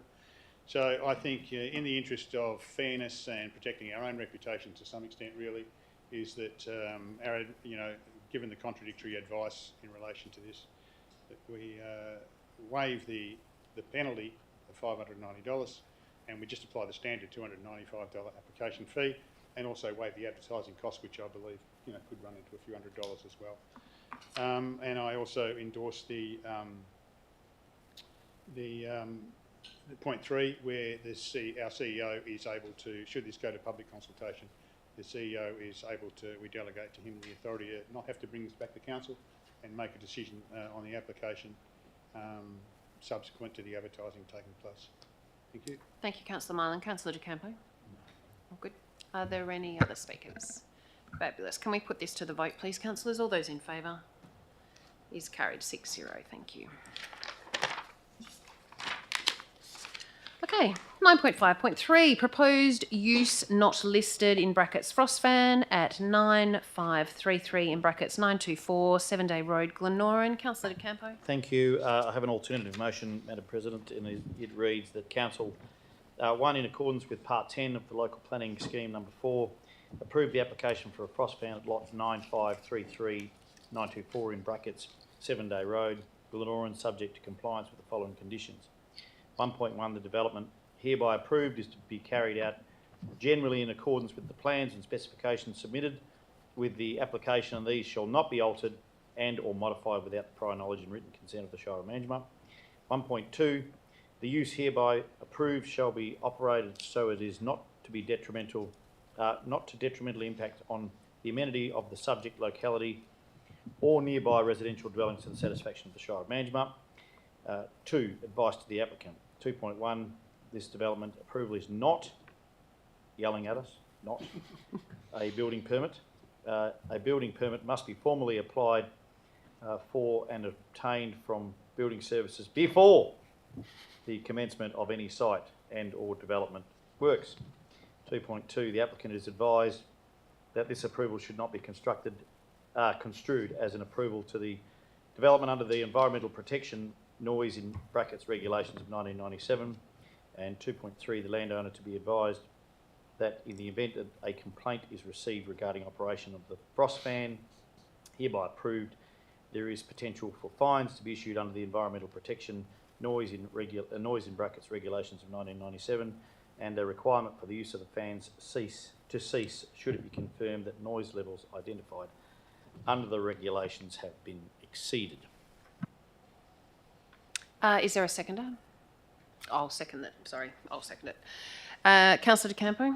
Thank you, Madam President. I move this alternate motion for a number of reasons. One is because there is precedence in our Shire. We have already approved frost fans on a property in west of Manjimup. And we have had no complaints in relation to those frost fans. And two, we need to have a really good look at where our future is. And the reality is frost fans have become an integral part of crop security. And I'm not sure anyone remembers, about 2010 I think, we had a black frost in this Shire and wiped out every avocado crop in the Shire. And so farmers want to protect their investment and their income as proportionately as they can. And frost fans are very good at doing that. We have a large kiwi fruit organisation and investment in our Shire. They too want to put frost fans up, but have been, I think they applied and withdrew, given it was going to be rejected. I yelled out before, I think the word actually was before, but I yelled out before, to make the point that's higher than 35 decibels. If you ask ChatGPT to tell you about what is 35 decibels, it is a whisper. It is a very low rate of noise. But that's what a frost fan has to comply with. We need to find a go-around for these things. They're going to become more prevalent. And in Western Australia, in Donnybrook, there are, the former hunting ground of our CEO. So I'm sure he has some idea of how we can facilitate these things in our farming community. There are a number of frost fans from Newlands through to north of Donnybrook that are close to houses and that are very close now to a subdivision. In fact, less than a kilometre away from a subdivision that has just been completed and is being, lots are available now. So there must be a way that we can facilitate these things without having to do alternate motions, and I would encourage us to look at that as a group because our investment in horticulture is vast and we need to make sure that the people that are supplying, we won't need worker accommodation if we don't have orchards and we don't have orchards that are profitable. And that for our economic activity in our community is imperative. So I commend the alternative motion to you and urge you to support it on those bases. One, we have precedents and there have been no complaints. Two, that 35 decibels is an unreasonable amount of noise that the state prescribes through the Environmental Protection Act. No, that's the wrong thing. Anyway, the Environmental Act. And three, that horticulture is our future. We've always said that. In fact, when you look back to, I affectionately call it super towns, it's regional growth centres now.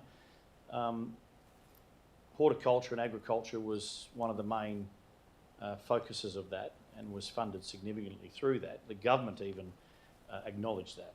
And so we need to not only find a go-around, but lobby government in relation to these things. I can tell you right here now that if we had the wind patterns that were suitable for the production of electricity and wind turbines, they would have no problem putting them in.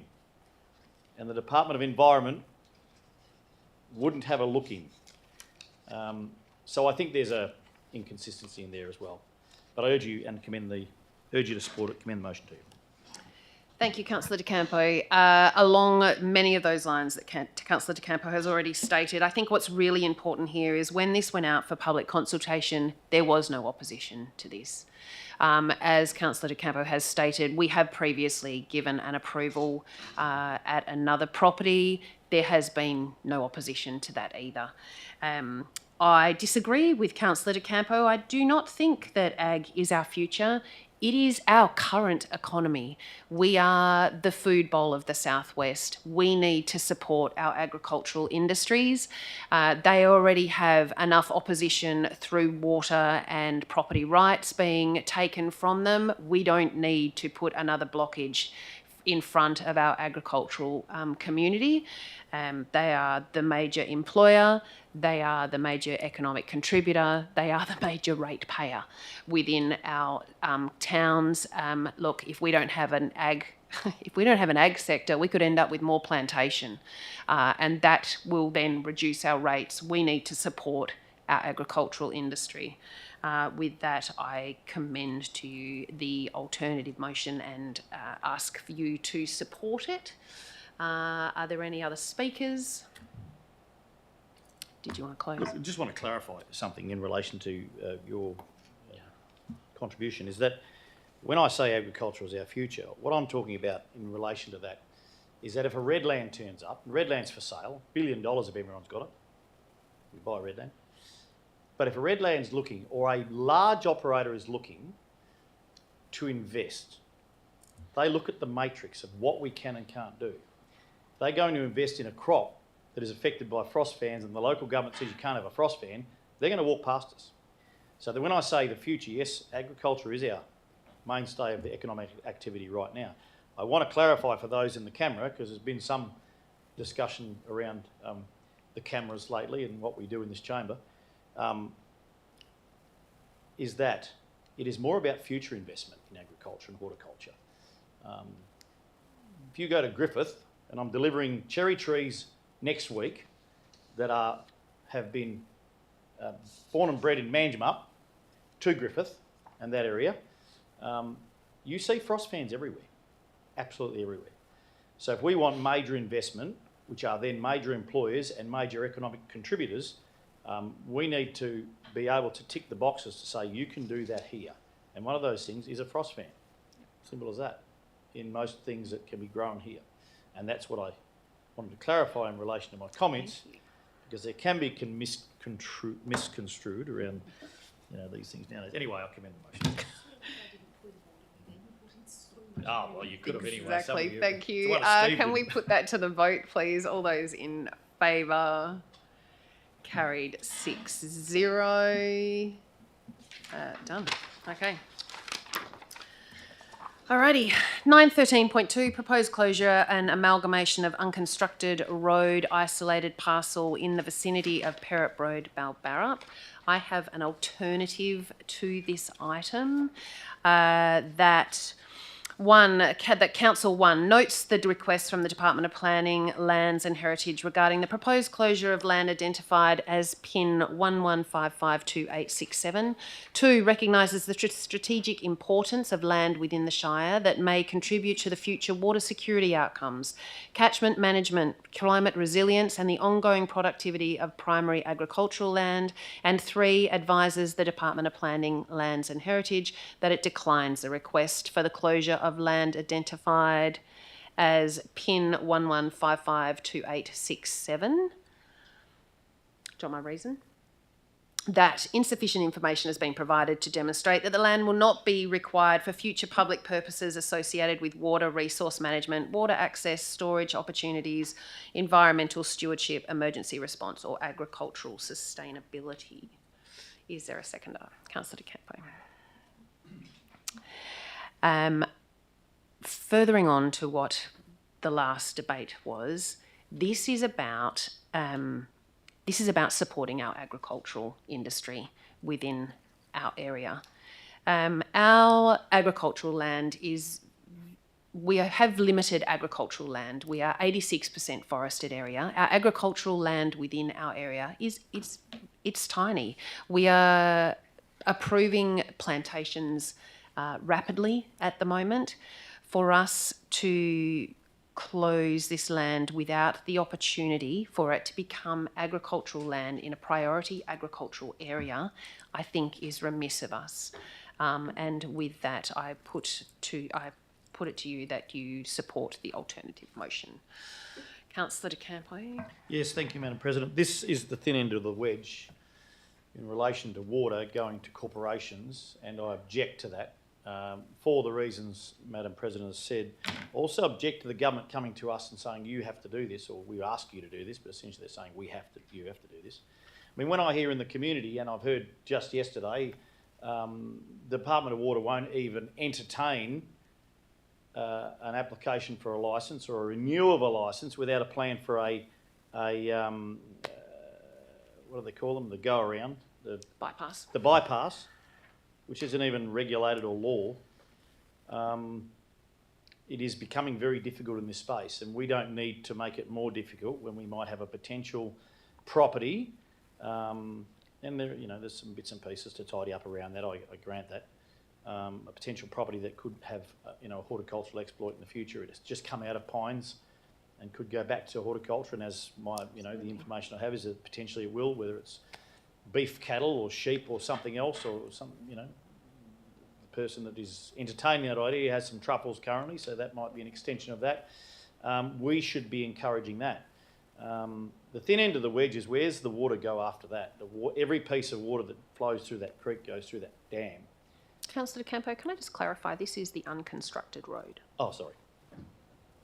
Okay. Okay. I think you Can I mean, withdraw those? I think you mean the next one. Yeah, Okay, thanks. Are there any other Okay, no, speakers? can I finish then? Yeah. The reality is, if we don't approve the unconstructed road withdrawal of that, then this potentially can't go through. So I would hope that legislation protects us in that area. The unconstructed road is our only salvation in relation to actually having this not happen. So I urge you to support that. Thank you. Are there any other speakers? Councillor Mylan.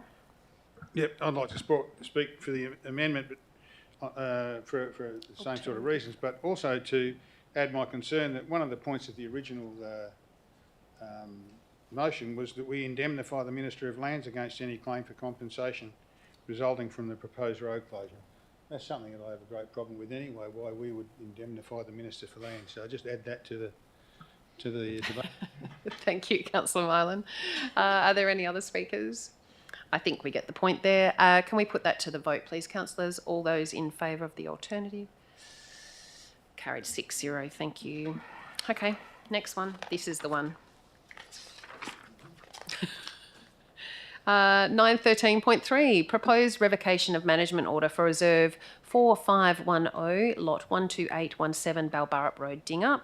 I have an alternative for that one as well. That Council 1 notes the request from the Department of Planning, Lands and Heritage regarding the proposed transfer of land identified as Reserve 4510, lot 12817 Balbarrup Road, Dingup. 2, recognises the strategic importance of land within the Shire that may contribute to the future water security outcomes, catchment management, climate resilience and the ongoing productivity of primary agricultural land. And 3, advises the Department of Planning, Lands and Heritage that it declines the request for the transfer of land identified as Reserve 4510, lot 12817 Balbarrup Road, Dingup. That insufficient information has been provided to demonstrate that the land will not be required for future public purposes associated with water resource management, water access, storage opportunities, environmental stewardship, emergency response or agricultural sustainability. Is there a seconder? Councillor De Campo. These two items go hand in hand. This is about supporting our priority agricultural and primary production. Water is our number one resource within our area. We are overcallocated in every catchment of our area. We are trying to rationalise and resource and monitor and meter water throughout the Warren-Donnelly. To hand over a water catchment area not associated with a primary production land is just doesn't make sense within this landscape. Land without water is valueless. We need to ensure that our number one economic provider within our area is 100% supported. And to be able to do that, we need to make sure that we have water security within our area. I would like to see a transparency in the diversification of the water land that contains the water. And this should have been offered to a primary producer that borders this area. With that in mind, I would strongly urge you to support this alternative motion. Councillor De Campo. I'll just pick up where I left off. For the water going through that dam, Madam President, if it was given to Carrie Carac, who, let's not forget, don't meaningfully engage, as far as I'm aware, with our Warren-Donnelly advisory committee, don't meaningfully engage, don't attend, essentially. And there is cultural water, talk of cultural water in the future, and what does that mean? And potentially 20% of all of our water will end up cultural water. And so it is always follow the money.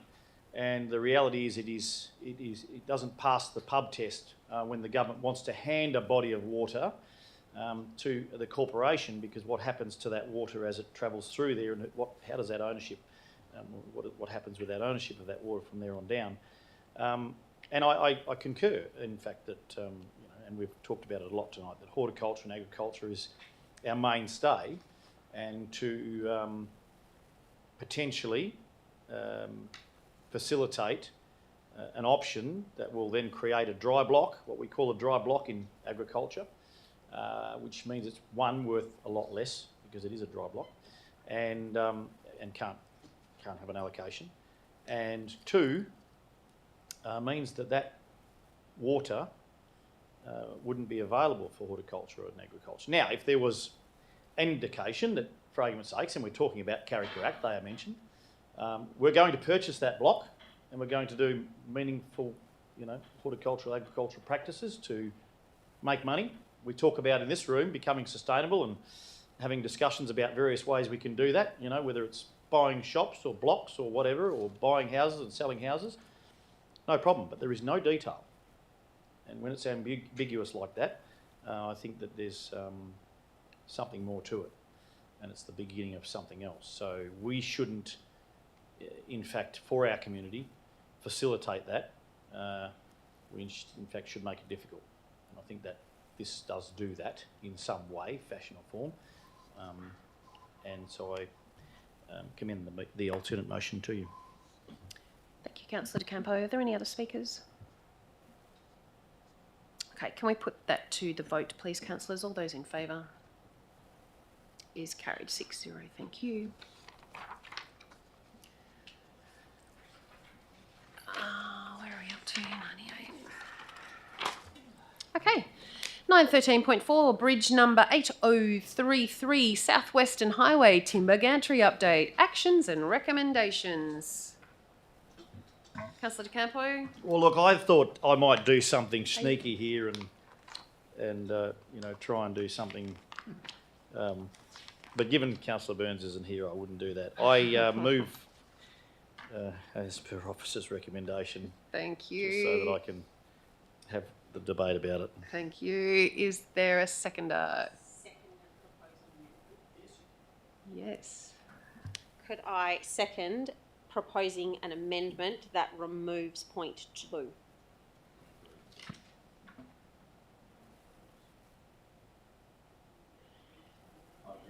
Yep. Okay. Yep. Cool. Okay. Okay. Councillor De Campo. Thank you, Madam President, and thank you, Councillor Darren. We did discuss earlier doing something with this motion, and then everything else got in the way. Look, I think that's a very wise amendment to this motion. We have spoken in this room about bridges, and there is some conjecture, in fact, around this. I was only talking to somebody the other day who said that, who works in main roads previously from here, works in the main roads bridge section, and he says actually it isn't treated as a bridge. So I think we need to do a little more investigation around that to start with, because that will significantly reduce the cost, and I can give you the name of the fella. Well, you might even know, because you obviously, Director, worked for main roads. But I don't want to see any application that we put in for a bridge not go to a bridge. And potentially what point 2 does is, we might get 750,000 from some Commonwealth Bridge Fund that says, well, you've had your cut for 3 years, that's all you're getting, or a state bridge fund. So I think it's very wise and smart to withdraw point 2. I think also that the CEO has a lot to do, and to focus his time around multiple applications is probably not the best use of his time. So I urge you to support the amendment. Thank you. Councillor Darren. Yeah, look, I am looking forward, I suppose, to having this conversation broader. I think the attachments clearly show there is very, very limited funding for this bridge. Of those few where it was indicated that we would potentially be able to get funding, they were very small amounts, $40,000-$50,000. The reality is this archway, this gateway, is easily going to cost us $500,000 to $1 million in the next few years. There is no way around that. We have to do the work. We have to do what Main Roads is going to require us to do. There is no way we are getting out of this for less than $500,000. And then we're going to have to do the works again and again and again into the future. But that is a conversation for us to have when what is now point 3 comes about with a further report to be presented. The reason why I would like to remove point 2 is there is not much point in having a report brought to us in the future about what we can do in the advocacy and where this might sit if we already have a grant application. I do not know how many times I have said in this room, if you put a grant application in and you get the money, we all go, oh, shiny thing, money, let's follow the money. We can say all we want, that we can always say no. We don't. We don't say no. If someone gives us money, we say yes and we continue down. That's not good governance. We need the information. We then need to make our decisions. We don't apply for money and then make a decision about what we're going to do when that money is then sitting there and we're not necessarily weighing up the long-term benefits. But my bigger issue with this is there is no world where I am comfortable standing in front of our constituents and saying we got federal or state road or bridge funding for a timber archway at the expense of a bridge that our children drive over in school buses, our tourists drive over in their vehicles. All of the issues that we have with roads and bridges in this Shire and around the state and around Australia and probably around the world. There isn't a time where $500,000 coming out of a bridge fund that is intended to be for making it safe for people to drive on those bridges so that kids don't have to take a 40-minute detour around another area because a bridge is closed. We have so many bridges that are currently propped up. Main Roads is trying to push more of those bridges back onto us to have to pay for. Bridges are not cheap. They are hundreds of thousands of dollars to replace. They are significant investment in maintaining, in checking on consistently to ensure that they are managed well and that they aren't deteriorating. Yes, some bridges can be replaced with culverts, but removing a bridge and replacing it with culverts also costs a significant amount of money. And to say to our community that they are not going to get a safer road or a safer bridge for the sake of a timber archway is not something I am comfortable doing.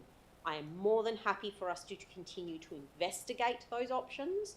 I am not comfortable with us putting in grant applications at this point in time until we have the full scope of what we are doing in this space. And I was under the impression that the motion that we previously had to go through was to look into these things, advocate for it, identify what we could do, and then make a decision. And I'm really not comfortable that if we manage to somehow get bridge or road funding and the money sitting there, that we would make the best decision for our community long term when you've got a pot of money sitting there at the expense of a road or a bridge that really actually needs the work. Thank you, Councillor Durham. Are there any other speakers? I support the officer's recommendation with the exclusion of point 2. We have received letters of support. We have received no letters of funding. We understand that the arch bridge So it holds a significance within to people within the Shire, but no one's coming forward with any money. We currently have 5 bridges propped within our Shire. Is this grant funding going to be at the expense of getting one of those bridges unpropped, that the weight rating could be lowered? We have just been through a 52-kilometre detour out Perup. We had tried all sorts of ways to get past that, from renting cars so that kids didn't have to change school buses for the sake of funding an arch. I'm not sure if that's a direction that we need to be going down. We need to fully understand all the consequences of redirecting funding to this arch, not just to make us feel good that we keep the arch over the highway. It needs to be a broader conversation and the consequences of what that funding is going to look like. So I would implore that you do support the recommendation minus number 2. Councillor De Campo, would you like to close? Happy with that? Excellent. Can we put that to the vote then, councillors? All those in favour? Is carried 6-0. Thank you. 9.14.1 is a reallocation of funds from the Main Street upgrade works to drought-proofing the Northcliffe recreation grounds. As per officer's recommendation. Councillor Batink, would you like to second that? Thank you. Councillor De Campo, would you like to speak to the recommendation? Speak to the recommendation. However, I do caution. I mean, we've discussed this in our concept forum and pre-meeting. Our Main Street funds are for main streets.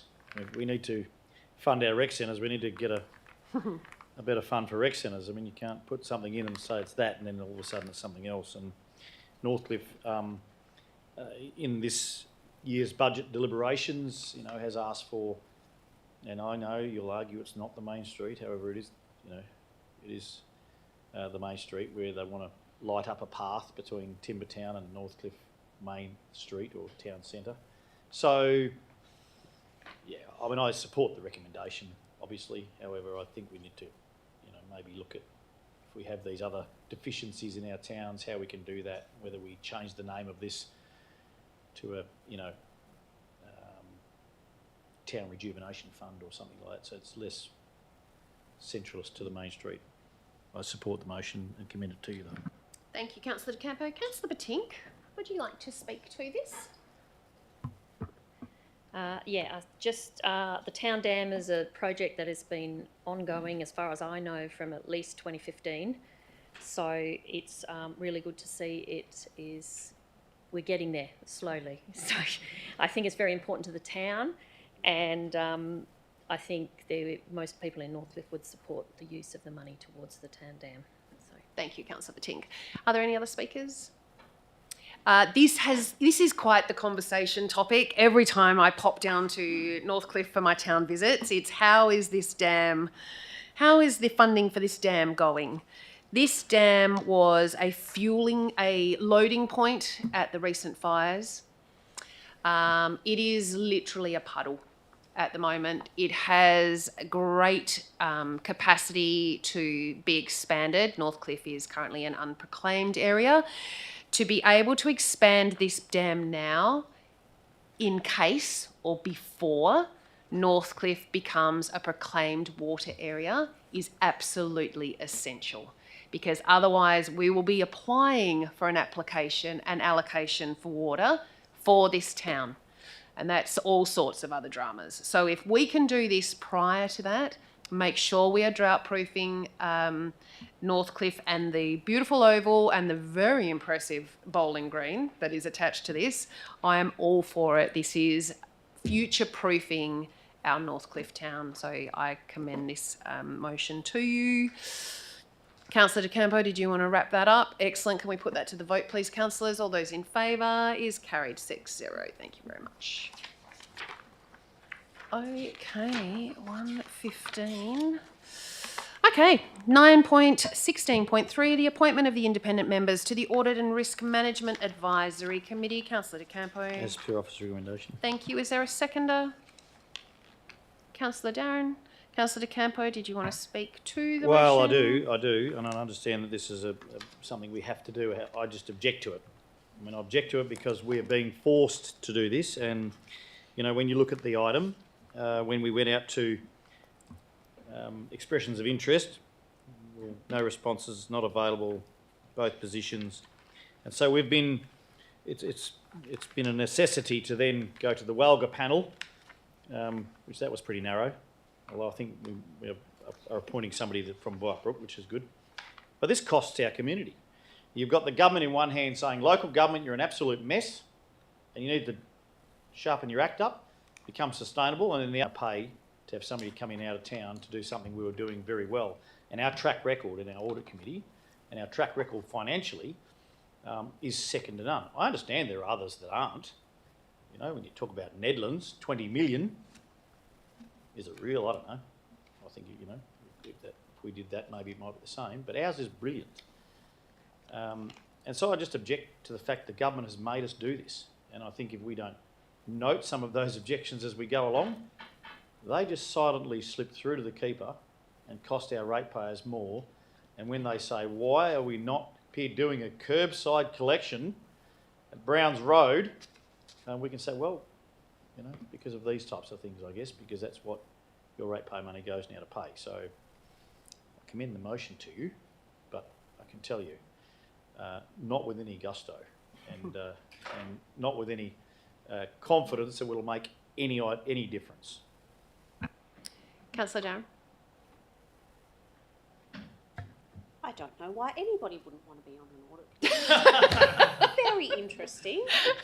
And I hope that the people that join us add something valuable to our audit committees, but I think it's one of the most vital parts of our local government, and I look forward to meeting them and hopefully working more positively, and for them to tell us how good of a job we've been doing, seeing as though all of our audits, as far as I know, have always come top notch. So I certainly would not want to end up like one of those other local governments. But anybody out there that's ever considered, this was put out to the community, anybody that's ever considered about joining a committee that has a finance or accounting or interest in, yeah, I don't understand. I think audit's fantastic and it's very exciting, and why wouldn't you want to look at budgets? Tickles your fancy. It's my thing. Thank you, Councillor Darren. That's quite an insight into you. Are there any other speakers?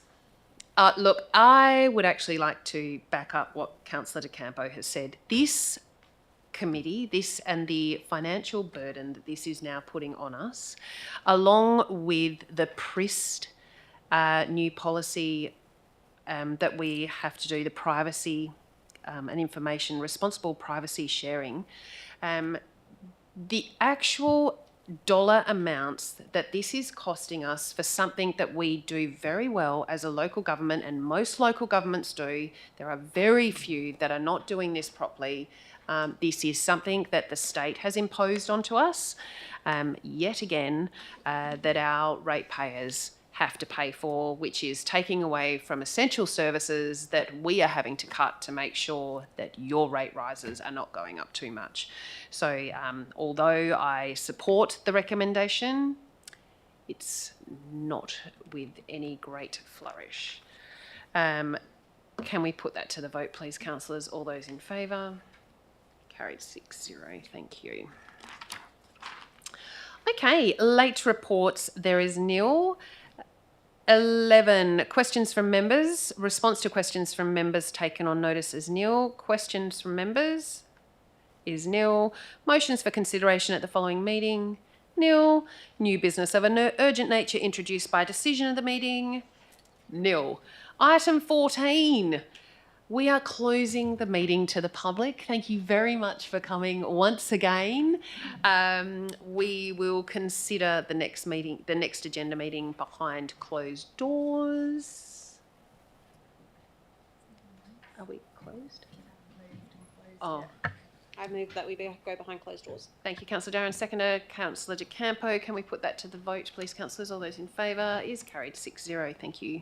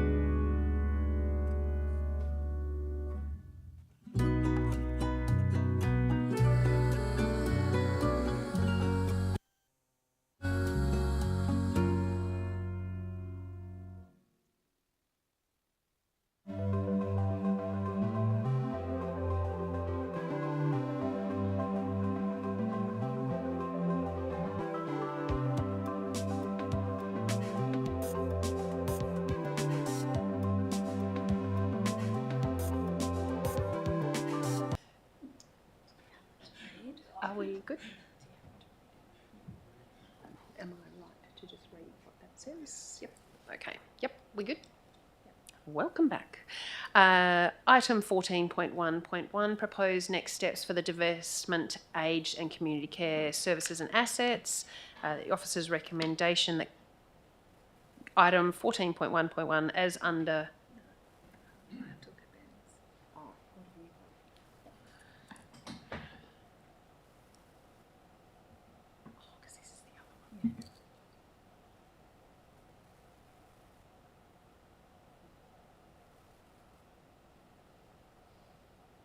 Oh, that's a lot longer. I like this one better. That, Council 1.1, the proposals received in response to the issued request for proposal for the aged and community care assets and services, in brackets RFP AAC -26-01 in brackets.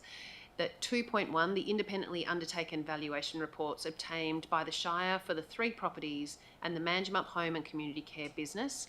1.3, the divestment due diligence report. 1.4, that the financial offers contained within the proposals were significantly lower than the independent valuations. And 2, resolves 2.1, not to proceed with any further with this request for proposal process and not to nominate a preferred respondent. 2.2, to approve the initiation of a new request for proposal process with the new request for proposal document to be prepared and released for the aged and community care assets and services. That 2.2.1 is made available to the same entities as received the previous request for proposal. 2.2.2 incorporates additional information, including relevant financial and supporting information, to better inform prospective proponents and support the preparation of the comprehensive and responsive proposals. And 2.2.3, without limitation, expressly notes the Council's expectation that each entity who submits a proposal will provide in their proposal for a better financial outcome for the Shire than the proposal previously submitted by the same entity as part of the request for proposal process that did not proceed. 2.3, to authorise the Chief Executive Officer, in brackets or delegate, to undertake all necessary actions to implement the new request for proposal process. 2.4, to direct the Chief Executive Officer to bring the proposals back to Council. 2.5, to approve the 2025-26 budget to amend to cover the current costs of the divestment process as described in the table below. And 3, the resolution to be read out loud, which I've just done. Excellent, carried 6-0. Applications for leave of absence. None? Okay. Sorry? I don't know. And 16, there being no further business to discuss, I wish to thank you, those in attendance, and close the meeting at 7:38. Thank you.